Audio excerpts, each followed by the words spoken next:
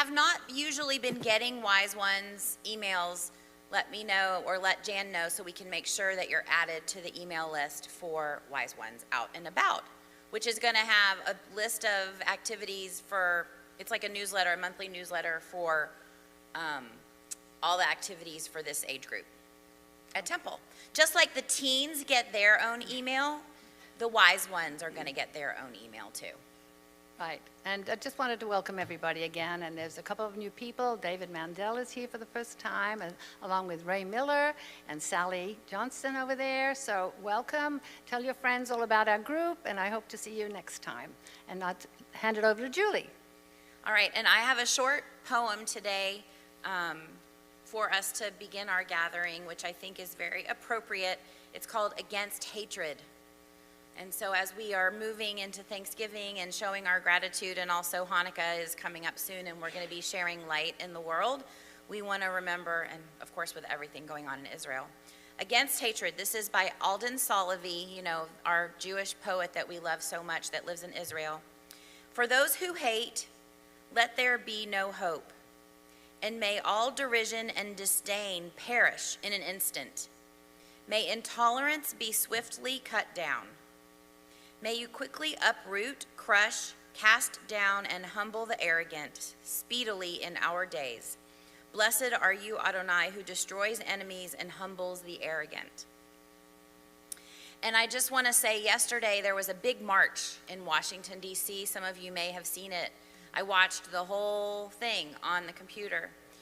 290,000 people. It was amazing, and it's a model for how you behave when you have these kind of events, because there was nothing scary. It was peaceful. People's faces were, you could see them, their faces weren't covered. They were praying and singing and showing solidarity for Israel. And I just thought it was absolutely beautiful. And if you didn't get to see it, you can probably find it online and watch a recording of it. All right, so today's topic with Dana. Dana and I go way back. Our daughters played soccer together when they were in junior high school, and our daughters are now 25. And so Dana is a realtor, and she focuses on seniors. In fact, I pulled up the thing because, as I told Dana, I left my little notes at home. She is focused on boomers, zoomers, and savvy seniors as they move. But what she does a lot of is education about the process, and that's her point of being here today, that she's going to offer a opportunity for you to learn and for her to educate us on some of this process. And I also told her about our Wise Aging program. So some of you might have experience talking about these things or have learned about some of these topics in Wise Aging. And so I think Dana wants to have this be a little bit interactive, and you can ask questions as we go. And Nathan, did you fix that hand mic? Testing, testing. Okay, so I can actually, if you talk here, I can run around with the hand mic if somebody has a question so everyone can hear it. Okay, so we're going to keep the questions till the end so we get through it all. But in any case, I want to welcome Dana to our community. She's also a good friend of Lucy DiBianchi, as many of you know as well. So, Dana, come on. And thank you for being here. Thank you for inviting us. I'll use this one I can. Julie and I had coffee at Phil's the year before COVID. And that's when we were supposed to have this meeting together. And that didn't happen. I was supposed to be on the schedule for the next year, and we know what happened there. So anyway, so nice to be here. Yes, I've been dear friends with Lucy for decades. We've vacationed together. We hiked together. I've hiked with your Temple hiking group many times. And when Lucy and I are hiking, we are fixing the world's problems together. We do big, big talks while we're hiking. So anyway, I'll give you a quick little background about me. It's not about me today, it's about you. And my goal today, my mission today would be to engage you, to educate, and empower you. And when I say empower you, that means giving you the tools the ideas, the solutions, the recommendations, things to think about that will allow you, as you move forward, to make the right decisions for you. Because nobody can make those decisions but you. Everybody's life is different, their lifestyle, their wants, their needs, their dreams. So hopefully that sounds like a good idea for the day. Yep, we're all in? Okay. Okay, real quickly, Dana Wilson. I'm a Loma Linda gal. I graduated from Camp Lindo High School, went to Cal Berkeley. I've lived here my entire life, still here. I was very close to both sets of grandparents. One set was in the Berkeley Hills, the other was out in Alamo, backed up to the railroad tracks. And we used to all get together often. We'd go to Elmo Villa's Hickory Pit for dinner on Sundays. And I think that was my beginning of loving the wise ones in my life. And the stories they would tell, and the lives they've led, and just how wonderful these 4 human beings were and how important they were to my life. In high school, I volunteered at the Ream Valley Convalescent Home. At Cal, I volunteered at Alta Bates Hospital as a candy striper. At your sister church across the way, I'm a deacon at LOPC. I helped them to create, they did a Lunch and Learn series for their Wise Ones group, so we did that.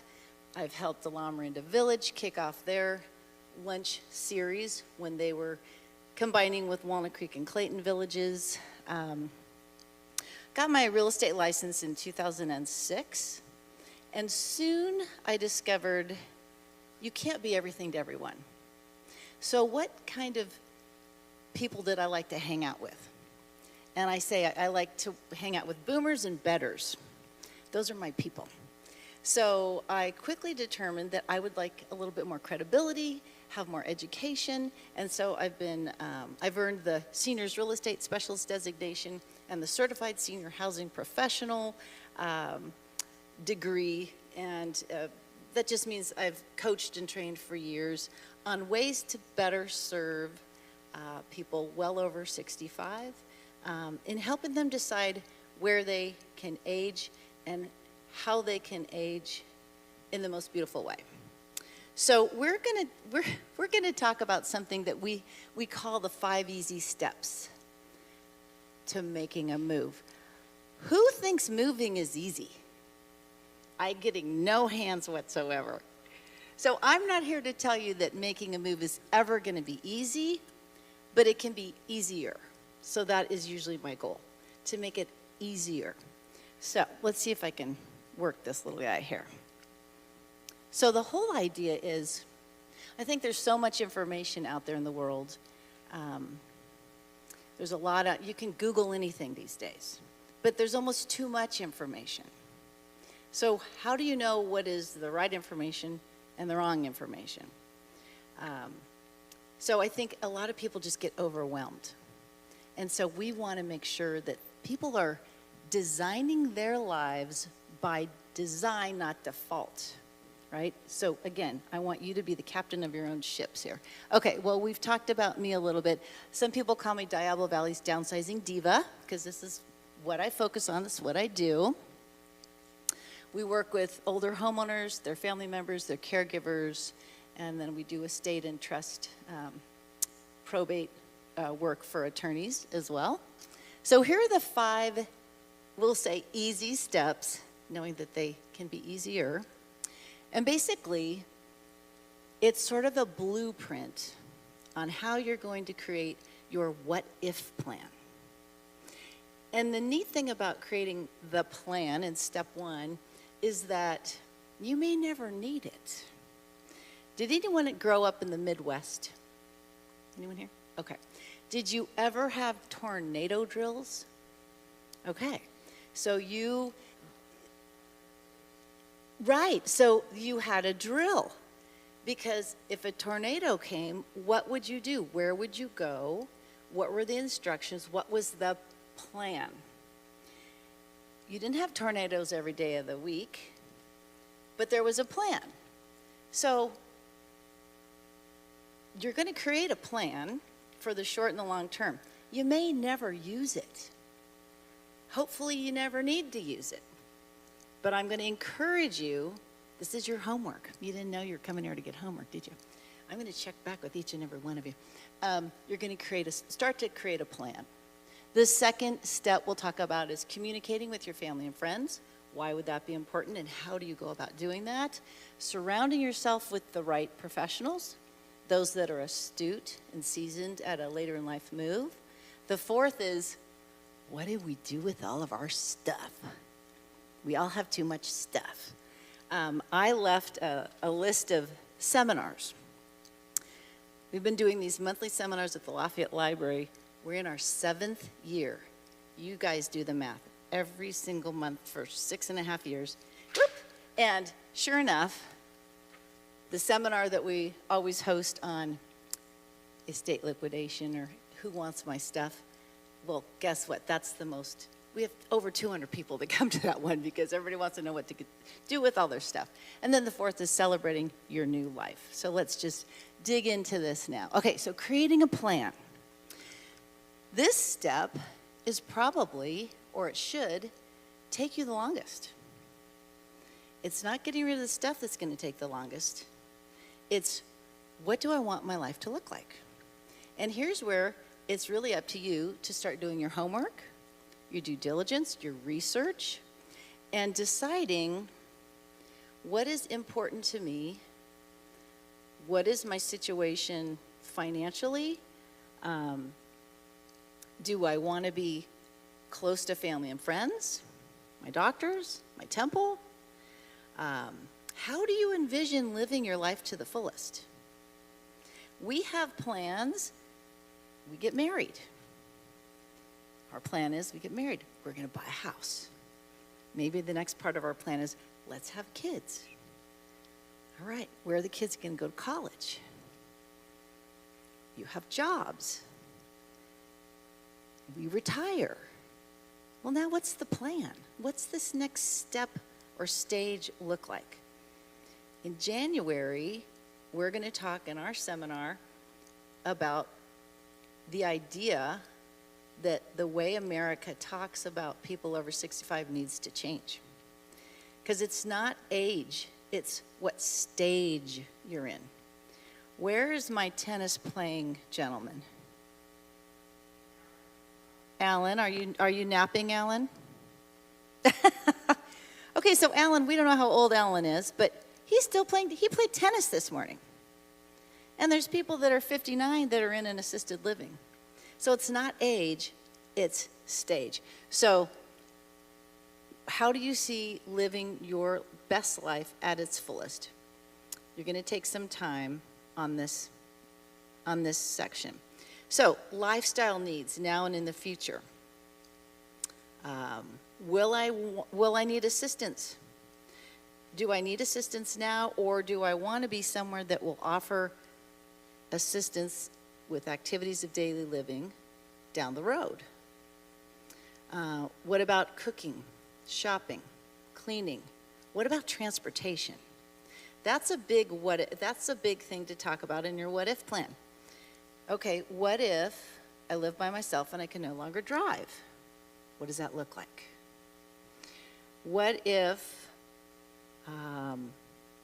my husband's dementia gets worse and I can't continue to care for him? You know, how much or how little do we want family involved? And everybody's family situation is so different, right? We all want to have come from a Leave It to Beaver kind of situation, but not everybody has. So again, friends, activities you want to stay near, and then what kind of home do you envision living in? Where do you stand financially? What's your monthly income?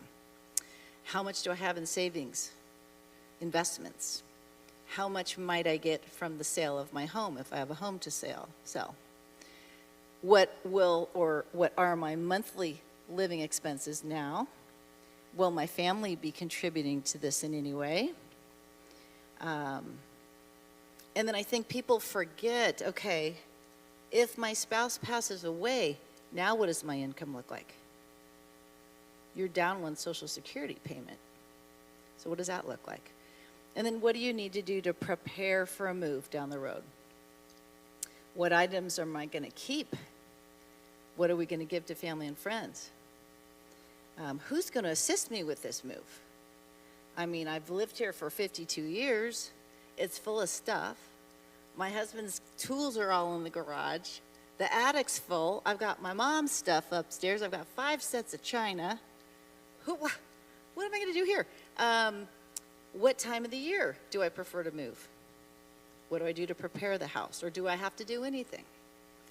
What have I learned from other people that have gone through this that I might really need to start considering? Maybe I should start listening to my friend Sally, because she's done this and she was telling me things that I should think about, and I just wasn't ready to listen at the time. And then, do I need to consult with my physician? And if you move to an assisted living or a life plan community, you will need to have a physician's appointment and an assessment. So housing checklists, this is all still just part of this plan. You know, do I want a ground floor? Something with no steps.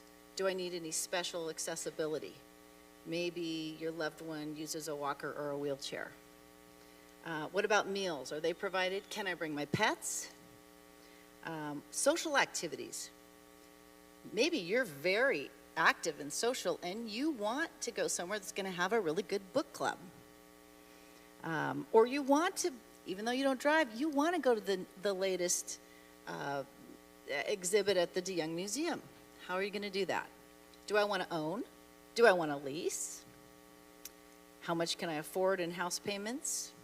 How much maintenance do I want, if any? Do I want to be close to my current neighborhood? And there's all sorts of other things to start considering about that. So part of the plan is, okay, fine. If someday, and we know that moving from your home is usually the blank resort. Anyone? Last resort. That is our last resort. That's not what we typically choose to do. But we do find that of about over 80% of people intend to stay put. And I'll tell you, it's the gerontologists and the people that work in the senior arena that have chosen the term age in place. We don't say age in place. We say we're staying put. We're not moving anywhere. Or I just had another person yesterday say, going out feet first. That's a very popular, going out feet first. So if that's your plan, awesome. But we know also that the vast majority of people find themselves either temporarily or permanently unable to stay in their home for whatever reason. So sometimes, and we'll talk about that in a little bit, but sometimes the home becomes a financial, physical, or actually emotional burden. And when that happens, that's unfortunately usually when I get the call. But part of the plan is, what are your senior living, and I keep using senior for a lack of a better term, but what are the living options out there? What do they look like? And I bet you all have friends that live in all of these different types of places. Maybe your senior living option is something like when I helped Paul and Linda. They were living in what we call a McMansion out in Alamo, huge house, 3 stories, and he had a failed back, and he had gotten 5 back surgeries. So he wasn't even going upstairs anymore.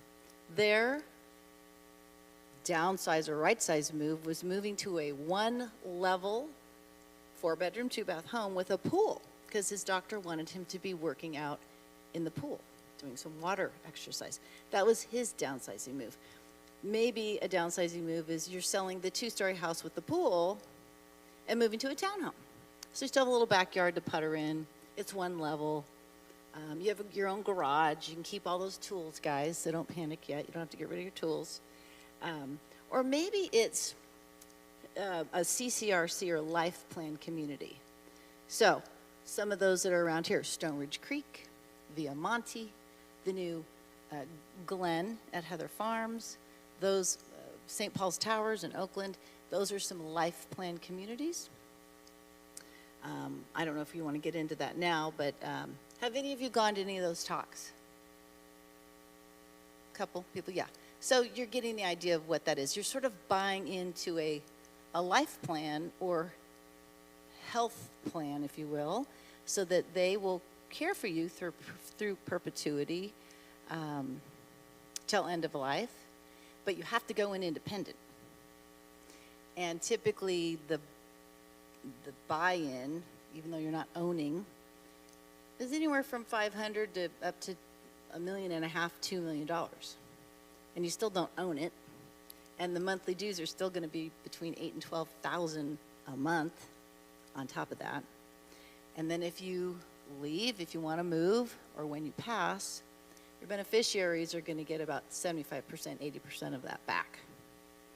So I had one gentleman, he called me and he said, are you kidding me? Am I understanding this correctly? That if we move to a life plan and we plunk down $1 million and we decide, you know what, it's time we want to follow our son and grandkids back east, that we're going to lose $250,000? And I said, yeah, that's pretty much it. He goes, well, that's ridiculous. So that wasn't a good plan for them. We've got independent senior living communities. So we've got like the Heritage Downtown. We've got Carlton Broadway. There's a lot of independent living communities where your meals are provided, you have housekeeping. I will even probably include the Waterford at Rossmore as along those lines as well, because that they do offer meals, transportation, housekeeping. You're coming and going. You still have your own car. You lock your place up, you know. It's your place. It's independent. They don't offer any assistance. And frankly, there's nothing in Rossmore that offers assistance. So many people think the Waterford does, but they don't. You can bring assistance in, but they don't offer it. So assisted living, I think that's what, really, when we grew up, our parents and grandparents, it was either you stayed home or you went to a nursing home, right? We didn't have all these choices. Now there's all these choices. So kind of start noodling on, well, what would be a good fit for me? Some people decide, you know what, I may move here for now, and then if I need to move again, then I'd move to here. If this, and this happens, then I would move to here. Other people say, oh, I had a 55-year-old client. She was divorced. She sold her long-held family home, and she said, Dana, I know I'm not that old, but I'm going to move. You're going to help me find a place I'm going to move to, and I'm never moving again. And she wanted it set. She was a planner. And so we found her a place like that. So assisted living, they offer assistance with activities of daily living, which could be dressing, toileting, meal preparation, things of that nature. And there's a lot of those around here. Some of them have memory care, some of them don't. Some of them, like Byron Park, is 2/3 independent and 1/3 assisted, which is kind of neat because it's a little bit more of an active community. So I'm kind of just throwing out little ideas of places that would equate to what some of these places are. Obviously, memory care, there's some that are standalone. Most of the life plan communities will offer memory care. And sometimes that works really well because if there's a memory care wing, one spouse can live in one section and then see their honey every day. And that works really well for them. Condos, townhomes, we talked about that. And of course, 55 plus living communities like a Rossmore. And there's a lot of other places like that around here. There's a great one in San Jose. There's another one up near Sassoon, Paradise Valley, one in Napa. They're everywhere. Leisure World down south. So you're getting the idea that where might that next place be? If it's not my home, what does that look like?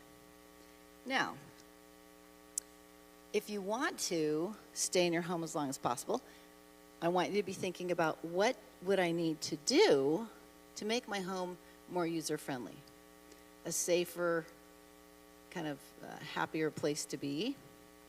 if. So there are things that you can do, simple things. I'm not going to dig into that too deeply, but, you know, you don't have area rugs. There's different lighting you can do. If you find yourself in a wheelchair, you can get counters where you can wheel underneath and get to your stove and your sink.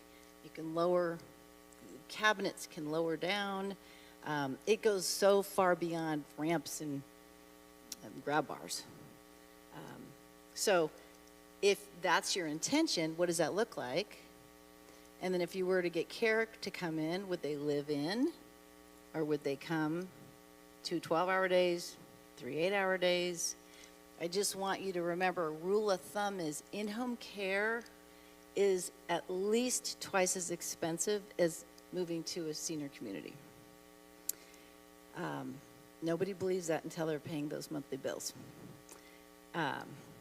So my mom is in a situation where she has live-in care. She has missed the boat. She missed her opportunity to move because now she's in a wheelchair, and so she can't move to assisted living because she can't transfer. She can't get up and transfer to the wheelchair to get down to have lunch or dinner in the dining room. So she needs more care than an assisted living would offer her. And we needed 2 people during the day and 1 at night, and we were paying $24,900 a month. $24,900 a month.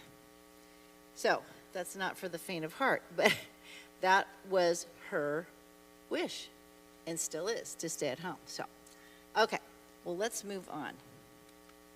So this is, you get the idea with the plan.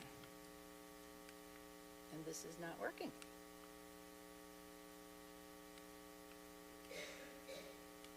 It died.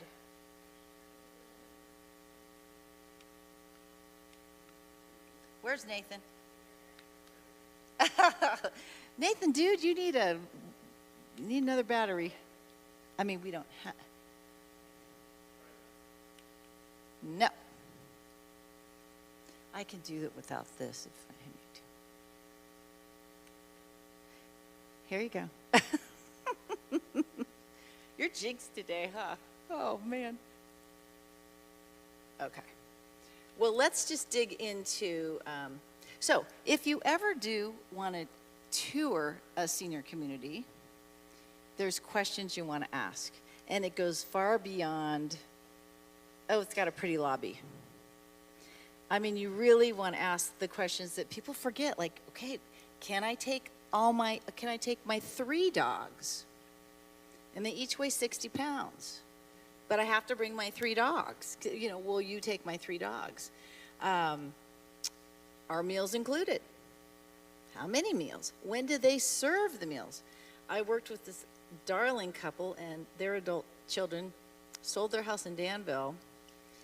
And I was surprised that they were moving to Lafayette, to a senior community. I said, well, how did you pick this place? She says, well, the places that were closer to us, you had to eat dinner like between 4 and 5:30 in the middle of the day. She said, Dana, I might be old, but I'm not eating dinner in the middle of the day. I eat my dinner at 7 o'clock at night. So that was important to her, to go to a place that she could eat whenever the heck she wanted to eat. So it seems silly, but again, something to think about. Taste the food. I mean, this is important stuff. We love our food. Taste the food. See if it's the kind of food that you would like. Can I have 2 cars? Is the parking covered? Is it secure? You know, what does that look like? Do they have additional options for additional care if I want it? Is there a guest apartment if my sister wants to visit me from Iowa? Can she stay? Is there a guest apartment here that she could stay in? Some places have that. Some places don't. Can I make changes to my place? I want to take this wall down, and I want to paint my walls purple. And I don't like the countertop in my bathroom. I'm going to be changing that too. Can I do that? So, again, kind of things to be thinking about that people forget to ask. Do the fees go up? How often and how much? Because believe me, they will go up. Everything continues to go up. Have you ever heard anything going down? No. Yeah, it's going to go up and up and up. Entrance fee. What's the entrance fee? If I move to a place and I don't like it and I want to move out after 75 days, am I going to get any of my money back from my entrance fee? What appliances are included? Is there a laundry facility? What staff members are on duty? Do they have a nurse on duty? How often? And things to note. Does the staff look happy? Are they smiling? If the staff is happy, typically the residents are going to be happy. If this, I've seen, we'll talk about that later. So you want happy staff, long-term staff. Do they serve alcohol? Maybe you like your happy hour. You know, do they serve alcohol? What does that look like? Can I bring my electric scooter? Anyway, you get the idea. And then you want to look at, okay, what is the level of what is the functioning level of the residence? Do you want a group of zippier people? Is that important to you? What kind of amenities? You know, what do they have clubs? Do they have activities?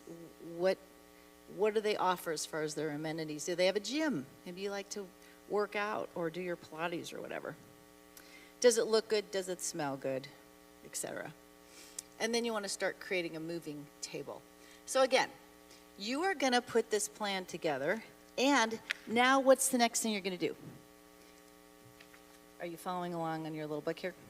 Take your notes, write down questions, and then we'll get back to the questions. On page 3, it seems silly, but the second step is communicate your plan to your loved ones and your best friends.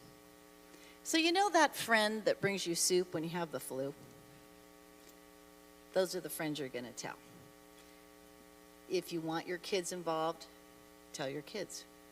You might want to even have a discussion with your financial advisor, your attorney, your tax accountant, your CPA, and say, hey, this is what I'm planning. And I'm going to just say that we're not going to talk to our kids because we want their permission. You're adults, you're smart, you've lived amazing lives. You know how to make decisions for yourselves. You're not going to ask for their permission, but rather, because you've done the homework and the research, you're going to say, Johnny, Susie, your father and I have decided that we think the time has come to sell the home. We used 5 rooms of the house. We never go into your old rooms anymore. You guys are long gone. You know, the grandkids are busy. We just don't need this much space. I don't need your dad up on the roof cleaning out the gutters anymore. The property is too large, and we've decided to make a move. And then these are the places that we have decided are a good fit for us, and we're thinking we may move, I'm just making this up, we may move in 6 to 9 months. And if something were to happen, blah, blah, blah, maybe the next place would be this, if we need more care. Maybe we move again.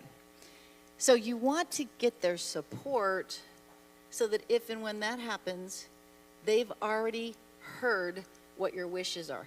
And here's the reason. They did a study, and don't ask me who did the study. I can't remember, but I'd have to look it up. But there was a study done where they asked hundreds of people, 45 to 60 years old, do you know what your parents' wishes are as they age, if something were to happen to them where they could not make decisions for themselves? Okay. 80% of them said yes. Then they asked the parents what were their wishes. Over 75% of those 80% kids were wrong. But they'd never had the conversation. Nobody wants to talk about it. So they were making assumptions that weren't even close to what mom and dad had thought were what they wanted to do. So have the conversation. Page 3 is sort of like a little simple outline of how to write a family letter and have a family meeting. So again, you just are going to want their support. You're not asking for permission. And then you can decide and determine how much do you want them involved. I mean, I've worked with a lot of people saying, oh, I don't want my kids involved at all. I mean, it's none of their business. Or, oh, well, you know, Sam is a busy attorney in New York. We're just going to do this ourselves. We're not going to get him involved. So whatever that family dynamic looks like for you. But have that meeting. It bolsters support during the move. You're informing those key people about your plans. And it's generating ideas as well. And sometimes it's important to just share emotions. I have found that the adult children sometimes have a harder time with this whole transition than the parents. Because you've been thinking about it, you've made the decision, you've been doing your research. Now this is the first time they're hearing that, wait, we're not going to have our holidays around the family table where I grew up anymore? And I have to come get my stuff I left here from college? This is not good. So sometimes it's even harder for them to let go than it is for the parents. It's really interesting that we've seen that. So you can share like your plans, the reasons for the move, your feelings about the move, concerns that you might have, and maybe allow your family members to share concerns that they have. Might be a really good time to talk about your legal documentation, where it is, has it been updated? Do your kids have the logins and passwords? Do you know where your logins and passwords are? That's sort of part of this whole kind of making a move and making your life simple. So we've talked about I've got my little my little outline here. So step 3, because I know literally I've done this talk where each step is an hour and a half presentation. So we're just doing really high level here. Step 3 is surrounding yourself with the right professionals. Well, I mean, who are these people that you're going to need, right? So you may find that while you're trying to determine where to move to, what stuff you're going to bring, what you're going to leave behind, when you're going to move, if you're going to move, you know, this whole thing starts to get a little complicated and overwhelming. So you want to make sure you're going to be working with experienced, reliable professionals that are astute at a later in life move. I joke and say, yes, I'm a realtor, but first and foremost, I'm a coach. I'm then an advocate, because I advocate for my clients, guide them. And thirdly, I'm the realtor. The realtor part comes last. So this sounds like a shameless plug, but really the moves that have been the smoothest, the most positive for the clients and their families are the moves where I always say call your seniors real estate specialist first, because they should act as the project manager and the hub, and they are going to be working with your move manager, your organizer, your mover, the estate liquidator, possibly a lender. You might be buying another home with a reverse mortgage for purchase. Maybe you need some repairs. Oh, but you got to do inspections first. Attorneys, financial advisors, stagers, pest inspector, the escrow title people. It goes on and on. So, you know, talk to the right people. And so I would say your kids may say, you know, Mom and Dad, I'll help you pack the house. And they may really want to do that, and they may even have the best of intentions. But sometimes things can get a little emotional. And sometimes it's better to have a neutral third party that, you know, can come in and say, okay, we've got the floor plan. We've got the measurements.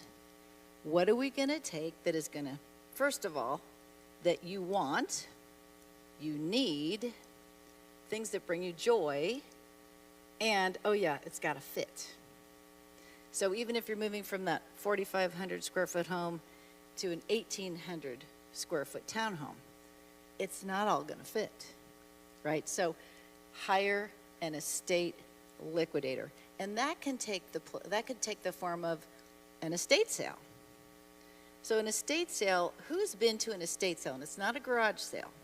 Okay, maybe 4 or 5 people raise their hand. It's almost a professional garage sale, if you will, but they have the database, they do the marketing, they sometimes have security. They're going to tell you whatever you are taking with you, you're going to take. And in a perfect world, you're going to move first. Not everyone can do that, financially or timing-wise. But if in a perfect world, you move first, you've taken what you want, you need, and that will fit, you leave everything else behind. You don't even take it out of the drawers. Leave it behind. That's what the estate sale company would tell you to do. Then they're going to take it out. They're going to organize it. They can price it. They're going to market it. Your kids can even come and go pre-shopping before the sale. And this is after they've come and gotten what they want, if they want anything. We're going to talk about the things in a minute because you're not going to like what I have to say about that. But I want you to read their contracts because they're all a little different.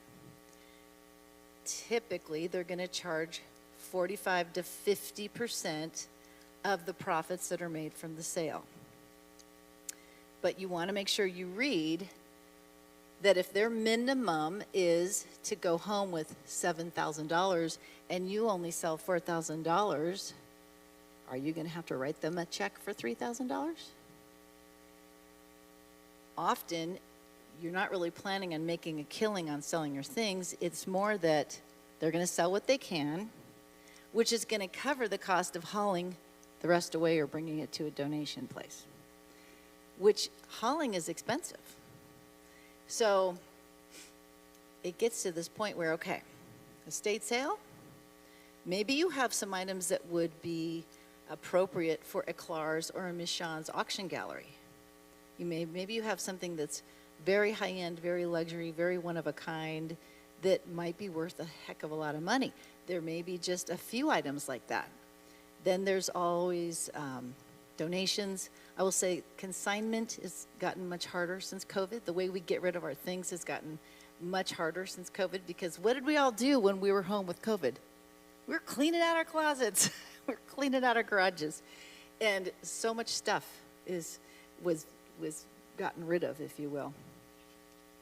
So I want to make sure that you look into these companies. Of course, we will recommend these companies if you work with us. We will suggest the people that we work with. How much time do they require with setup? Can they arrange shipping? So sometimes you'll say, okay, these are the things we're taking. These are the things the kids want, but these 3 things need to be shipped to my sister back in North Carolina. Can you handle the shipping of that? So can kind of find out what they're going to do, and then what happens with the things that are left behind. Are they going to get rid of them? Are they going to help you donate them? So read the contracts. They're all going to be a little bit different. And then where do they advertise? Who do they advertise to? That kind of thing. Movers, same thing. What kind of insurance do they cover? I worked with a local mover who swore up and down he had the right licensing to go out of state. He did not. He will not be back. He was voted off the island. I'm getting the 10-minute sign, or I'm going to get the hook. Stage left. So, very specific things to ask movers. When it comes to packing, either your move manager or your mover can pack for you. Hiring realtors, you're going to want to ask those same questions. What are your fees? Typical fees around here are like 5 to 6%. Typical. Everything's negotiable. Sometimes when I've had to get rid of an entire backyard full of backhoes, trucks, trailers, boats, garbage, I rolled that into my fee. It was literally, it looked like a junkyard. They had no money. So that was rolled into my fee, and I covered that. And I covered the cleaning, and I covered all that. So my fee was higher, but I, showed them my invoices on how I had to cover that to help them to get the home sold. So sometimes we'll just have to do that. What is their experience? Do they have the right people that they can rely upon? I will say, obviously, price is one thing. If they're trying to push you or urge you, well, let's get it on the market quickly. If you feel rushed, maybe that's a sign that that's not the right realtor. And what is this right here? Your gut. If you get that funny feeling in your gut that says there's something not quite right here, listen to it, right? So you're going to want to think, okay, do they care about me? Can I trust them? And can they help me? Think about that before you hire anyone. Same with contractors. We want to make sure that they're going to stick to their bids. I mean, we can get more into that at another time. We're going to talk about dealing with the stuff, which we kind of did already. I just want to make sure we get to your questions. Getting rid of the stuff. Here's the deal. The things we have that we have held on to aren't worth what we think they are, and our kids don't want them. Drop. Mic drop. Boom. But we know this. In our heart, we know this. But it's heartbreaking. So we talked a little bit about where these things can go. Again, you can sort them either by, is it a necessity? Is it a family heirloom? Is it sentimental, like photos? We're not going to get rid of photos, but can you digitize them? Probably. Maybe you don't need, 3 boxes this tall, like I have, of photo albums. Maybe you digitize them. So they're all in little CDs or thumb drives or whatever. Disposables, obviously we all have dump runs in our future because we all have things that at the end of the day are really pretty much junk. Charitable contributions, and then valuables we already talked about that you want to sell. You can start with something easy like do your what's it drawer in your kitchen. Your what's it drawer. Don't you have a what's it drawer in your kitchen? Yeah, you just stick everything in it and shut it. It's just full of everything. Everything. You can start sorting now and kind of in your mind list, well, these are the things that I would bring, and these are the things I'm never going to bring. And this one gentleman who was 92, we were selling his townhome, he says, I have never liked that lamp. I am not bringing that lamp. I don't know why I kept that lamp. That lamp's got to go. Like he knew already he was not bringing that lamp. That lamp had bothered him for years. So, celebrating your life. If you've made the move, then congratulate yourself. I know there's people here that probably live in Rossmore. You already made a big downsizing move already. You could be up here telling the tale here. My seminar next month is Downsizing Move. People that have survived and are here to tell the tale. So we're going to have a panel of experts. The experts are people just like you that have moved. They're going to share their tips of what they learned, what they wish they knew then, that they know now, so that people can kind of hear from the horse's mouth, if you will. I just want to make sure we get to questions, because when we do our seminars, we usually have 15, 20 minutes of questions. Who has a question? Yes. What kinds of information does your heir need when you die? In other words, I try to keep everything in one place, but then every once in a while I think of something else that should go in that folder. And how does one know what to put in the folder? That's a good question. I would recommend you actually talk to your attorney. So when my attorney redid our trust and will, they had a whole section of things that you also want to be organized with and items that you want available. I mean, your medical directive, your will, logins and passwords is a big one, right? Where are all your investments? If you're like me, you've got investments in 6 different financial institutions. How would my kids know that? They wouldn't. So it's just kind of getting organized and then letting the important people in your life know how to get to those things. Any other questions? Making a plan? Okay. I'm just going to let you guys with the microphone so you can all hear each other. Well, one thing I would say is that, I mean, we haven't moved. How do you hire someone to help you sort your stuff when you're not moving? And secondly, I would add to the list the combination to any safes that you have in your home. Did you all hear that? Write down and make sure you have the combination to your safes. Sometimes I'm selling a home and the safe conveys with the property and nobody has the combination. So there you go. So she was asking who can help you get rid of things. I mean, it's funny because you almost don't have to get rid of things while you're living there, because if you have space to have it, then you can leave it there. I think people think that, well, I'll start bringing things to Goodwill. That's like that's a drop in the ocean, if you will, almost. But I mean, a good organizer is who you would work with. Yeah.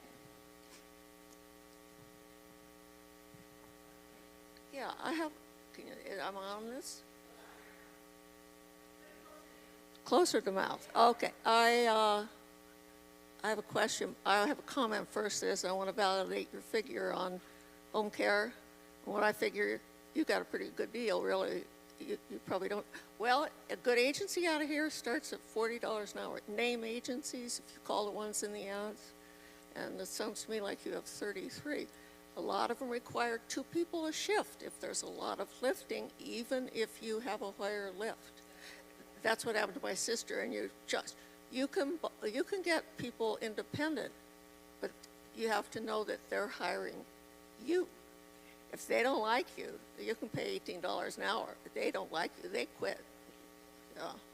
Well, my question is, furniture. I have a lot of this furniture. What am I going to do in a one-room place in a senior home?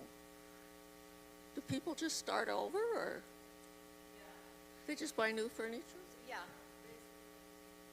Yeah, I mean, it's hard. Furniture's hard. Sometimes like a Clars or a Michon's will take it. Like Michon's, I know, has a huge facility in Oakland. Clars is a little smaller. So Clars is a little more picky about the things that they'll take. There are some places, local places like Grateful Gatherings, for instance, took my couch. So I don't know, I think I shared that I moved to Rossmore. I downsized myself in 4 days. And I'd lived in my house for decades, and I had a house full of stuff just like you do. Nobody wanted my custom, gorgeous, $4,000 couch. Nobody wanted it. Broke my heart. And it went to Grateful Gatherings, which they put apartments together for people that have been, that had home insecurity or homeless, trying to get back, with their kids or things like that. Yes. My retirement career was the front desk at assisted living, memory care, and independent communities for about 10 years. So I made a list for a friend of what to look for if you're going to an assisted living or one of those. And I won't go through the list because I don't remember it all. But one thing is, when you go in and they'll offer you lunch or dinner, they know you're coming. They're going to make sure that it's a good meal. What you need to do is surprise them. Go in for lunch or dinner one time. They'll be happy to give you, to serve you, but it's going to be what they normally get. And oh yeah, well, yeah.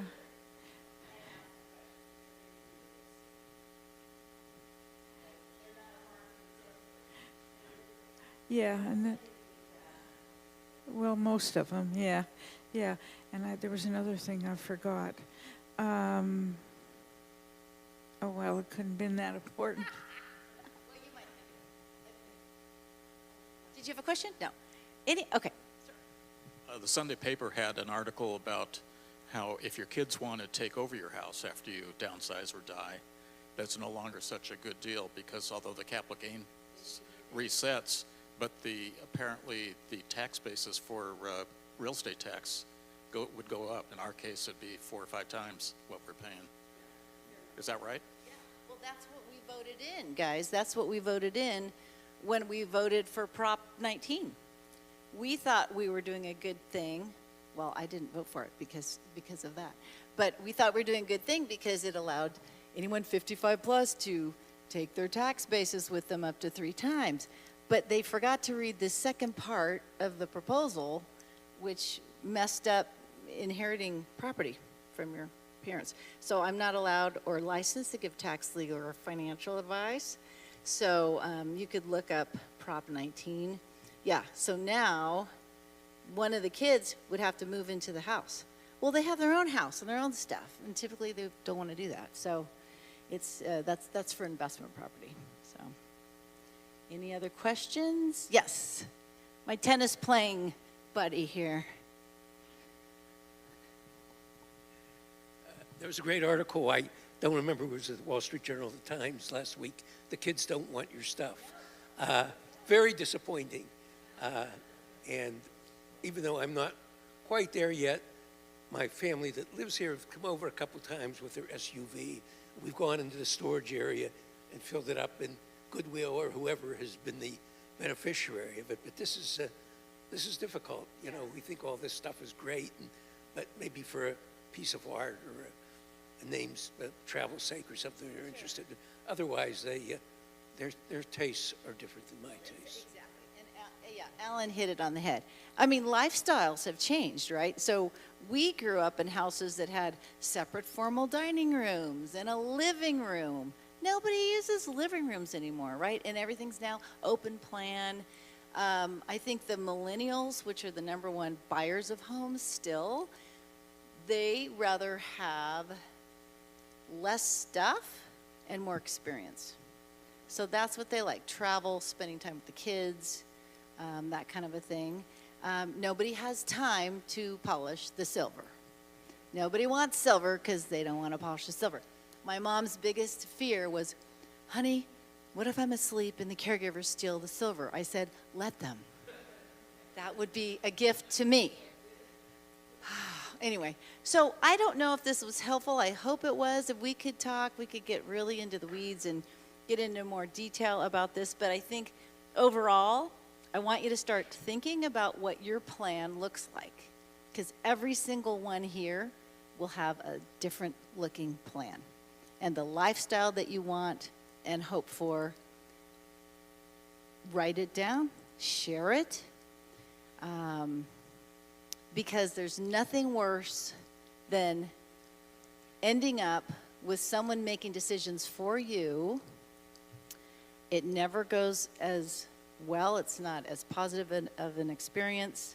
And if you don't share what your wishes and intentions are, your kids are not mind readers. So anyway, I wish you all well in your homework assignment. Nice meeting you. Make a plan. Make a plan. Thank you, Dana. This was really interesting. I mean, and I'm looking at it, I mean, I'm sort of in a weird spot, right? I'm 51, so I'm not thinking about downsizing, but my parents downsized into a condo. And so I've watched them do this. It's been interesting. So thank you. Next month, we're meeting down in the adult lounge. Please remember that. And we'll see you any number of times between now and then, hopefully at services on Friday night. And Hanukkah happens before we gather again, so I hope everybody has a Hanukkah full of light and love and latkes. That sounds great. Thank you both all for coming, everybody. It's been great. Thank you. Take care of yourselves. Bye-bye. Which one? That was to take take your notes.